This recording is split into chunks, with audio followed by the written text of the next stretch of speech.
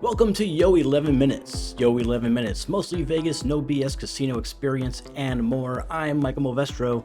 Michael Traeger is out today, but he will be back next week. But what we do have for you is some interesting developments in Vegas news. Also, we'll be doing some articles to video. But if you're listening via audio, then article to audio podcast. So it'd be more enhanced than if you were just reading the article. So anyway, that's what I got for you today. So we're going to go ahead and get started. It is time for the news and views. Available for stays beginning in September 2024, all 4,000 suites in the Venetian Towers, including signature suites, will be completely updated. The new suites are inspired by the traditional ornate costumes of the Venetian Carnival, infusing energy, spirit, and warmth in a contemporary, fresh design. Beyond the accommodations, the redevelopment delivers first-class offerings to Las Vegas, including the addition of exciting new chef-led culinary concepts, to be announced later this year. In addition to first-to-market entertainment, the redevelopment presents new gaming offerings, including the Palazzo High Limit Lounge, the fully redesigned sportsbook, complete with a multi-year naming rights partnership with Yahoo, the Yahoo Sportsbook powered by William Hill, and a brand new poker room that will debut this summer.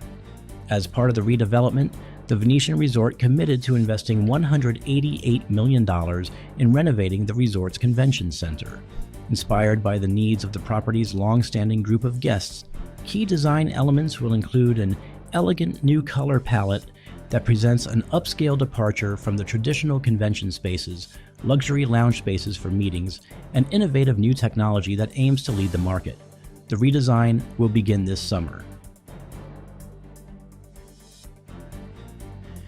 And that's going to do it for the news. So Venetian is renovating all 4,000 of their rooms. They're also renovating the convention spaces, and they're renovating just about a lot over there. They've got 4 new establishments that's also come into the fold. So they're doing a lot. This is all for their 25th anniversary. They're celebrating their 25th anniversary this month. So they decided to touch the place up, give it a bit of a makeover, do some of the colors differently, and sort of give it a bit of a new face. I'm sure that the things that we admire about the Venetian, like the painted ceilings with the artwork and things like that, are sticking around, so don't worry about that. Okay, that being said, what we're going to be doing now is going into some of the articles that we published this week at TravelZork. We published a lot of articles this week. I think we're on article 6, 7. And we have another one coming tomorrow. So I've selected a few of them for this episode, and I do hope you enjoy. Let's go ahead and get started. Las Vegas offers an array of experiences for every traveler, but also a range of resort fees for every traveler. From world-class casinos and shows to luxurious resorts and vibrant nightlife, there's something for everyone. However, there's an additional cost to consider beyond the advertised room rates: resort fees. Resort fees, also known as amenity fees, are daily charges added to your hotel bill, covering access to various amenities and services. While these fees can add up, understanding the landscape can help you navigate your budget and make informed decisions when booking your Las Vegas stay. Navigating the Strip, Resort Fee Roundup.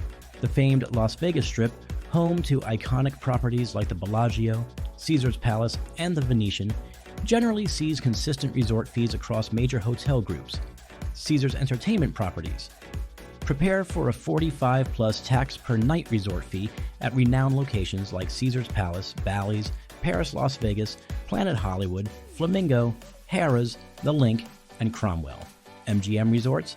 Expect a similar 45+ tax per night fee at MGM's impressive portfolio, including Bellagio, LATA 50+ tax, Aria 50+ tax, MGM Grand 45+ tax, Mandalay Bay 45+ tax, The Mirage 42, Park MGM 42+ tax, New York 42+ tax, Luxor 37+ tax, Excalibur 37+ tax, and Cosmopolitan 50+ tax.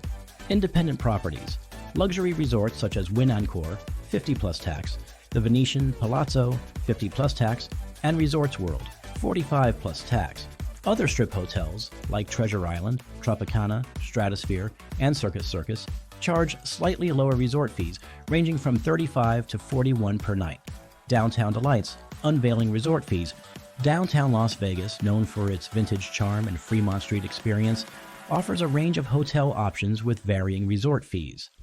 High-range options, Golden Nugget, $39.50 plus tax, and Circa, $44 plus tax. Mid-range options, the D Las Vegas, $29.95, Downtown Grand, $35 plus tax, and Plaza Hotel and Casino, $25 plus tax. Budget-friendly choices, Binions and Four Queens, $0, California Hotel and Casino, and Main Street Station, $25.99 plus tax. What's included? While resort fees can seem like an added expense, they often cover amenities that enhance your stay. Wi-Fi access. Stay connected throughout your trip with complimentary internet access. Fitness center. Maintain your workout routine with access to the hotel's fitness facilities. Pool access. Relax and soak up the sun at the pool, a staple of the Las Vegas experience. Local calls. Stay in touch with these thanks to included local calls. Additional perks. Some hotels may offer additional amenities like boarding pass printing, daily newspaper, or even casino credits. Pro tip: always check with the hotel directly to understand what's included in their resort fee, as offerings can vary between properties.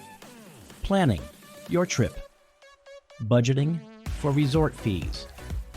When planning your Las Vegas adventure, consider these tips for navigating resort fees. Factor in the fee. Include the resort fee in your overall budget to avoid surprises. Compare options. Research and compare resort fees across different hotels before booking. Look for deals. Some hotels may offer promotions or discounts on resort fees, especially during the off-season. Consider alternatives. Downtown Las Vegas generally offers more affordable options with lower resort fees. Remember, resort fees are a reality in Las Vegas, but with careful planning and research, you can make informed decisions and enjoy a memorable experience without breaking the bank. The Bourbon Room at the Venetian in Las Vegas, inspired by the legendary Sunset Strip clubs and the Broadway hit Rock of Ages, was a celebration of the 1980s rock scene. The venue featured a unique interior that married a backstage feel with alley aesthetics, using furniture that mimicked the era's style, including guitar pick-shaped tables and chairs adorned with faux leather and metal studs. This venue was not just about its decor, it was a dynamic nightlife spot where guests could enjoy classic rock tunes and music videos starting at 8 p.m. each night.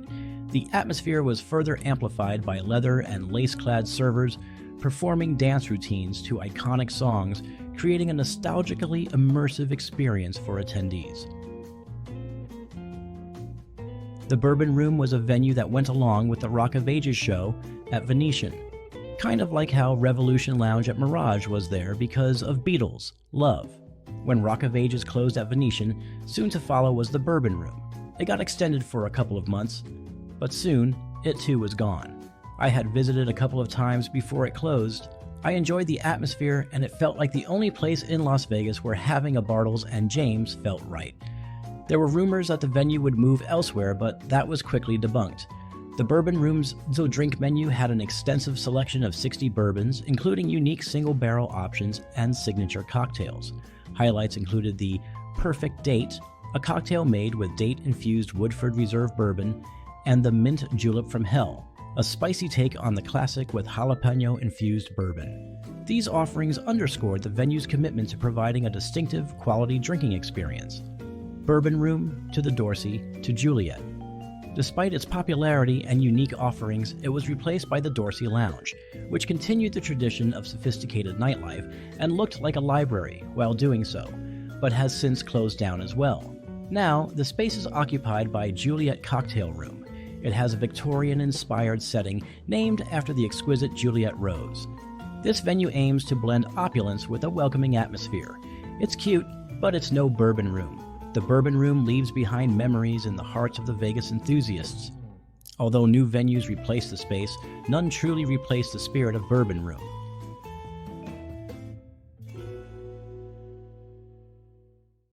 At one point during the pandemic, the Cosmopolitan had the best offers. I started frequenting this Vegas Strip property more often than the nearby casinos. The Cosmopolitan has been my favorite Vegas Strip casino since opening in 2010.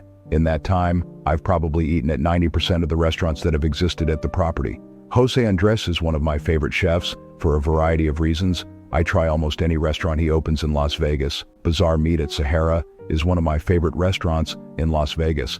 It's more than just a steakhouse, and it's fantastic. I've had some of my favorite meals at Bazaar.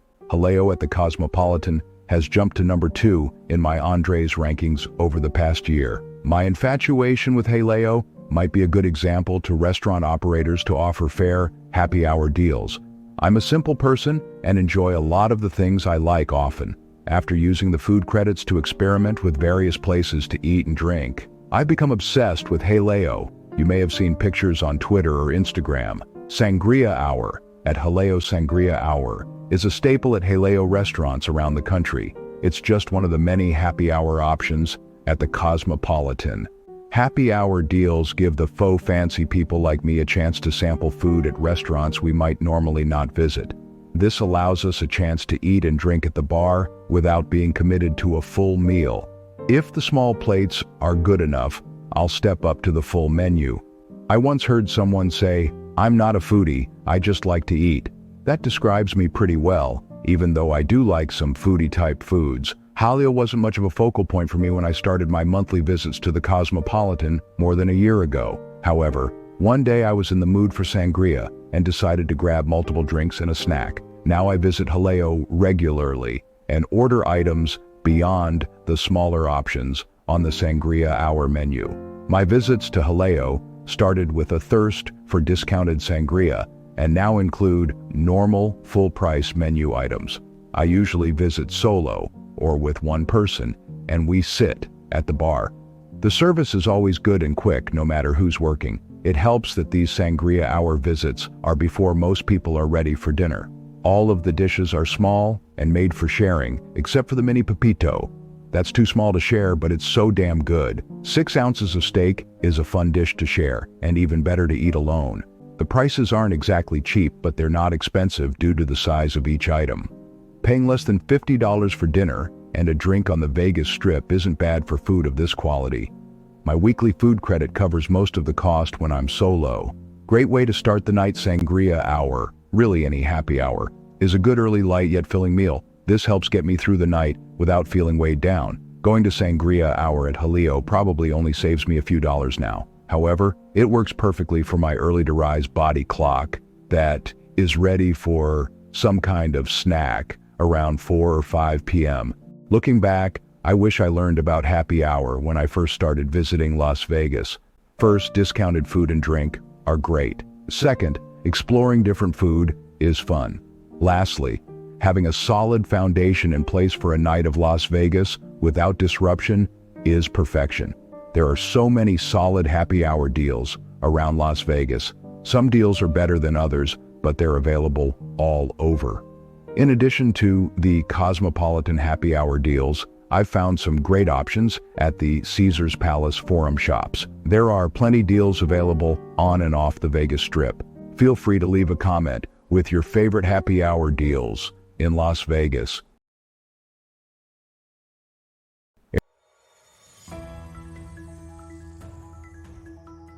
Airlines have been in the news recently. That's rarely a good thing. When was the last time you saw a headline that read, "Airline completely satisfies customer"?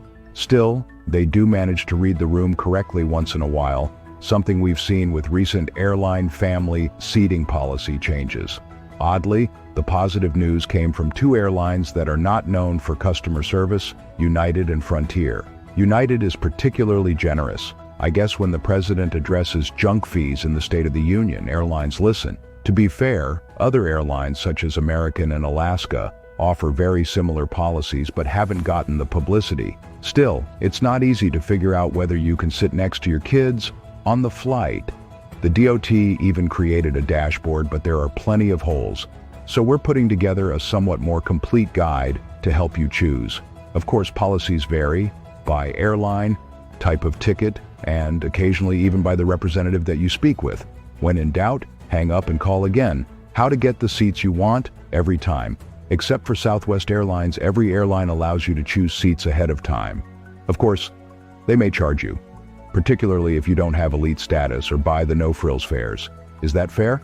Doesn't matter, because seat assignments are now revenue generators. Here's who gets it right and who doesn't. Note: these policies change frequently, so verify with your airline before you book. I've taken a look at all the details of each airline's family seating policy and tried to break out what they mean.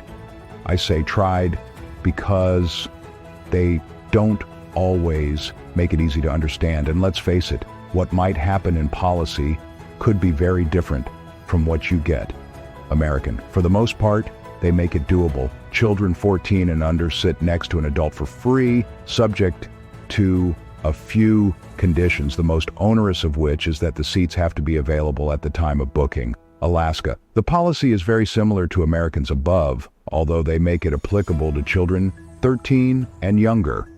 Delta. You'll get nothing and you'll like it. Delta says that they will attempt to seat you together, but makes no guarantees. Frontier.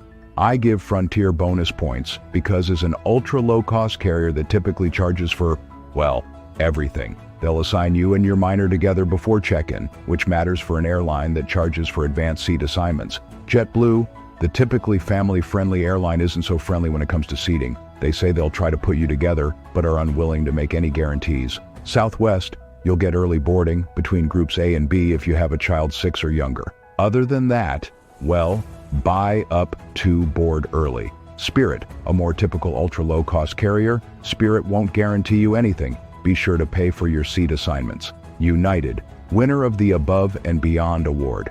United will automatically look for free seats together, and if not available, will bump you and your child up to preferred seats. If no adjacent seats are available, they'll allow you to switch to a different flight for free. And there you have it.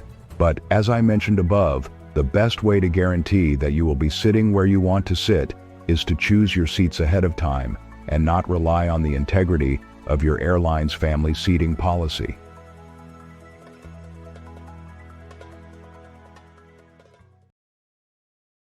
It's going to do it for this episode. Luxury travel booking, TravelZork.travel. Be sure to hit us up at TravelZork.travel to plan your next amazing vacation, not just to Las Vegas, but anywhere in the world.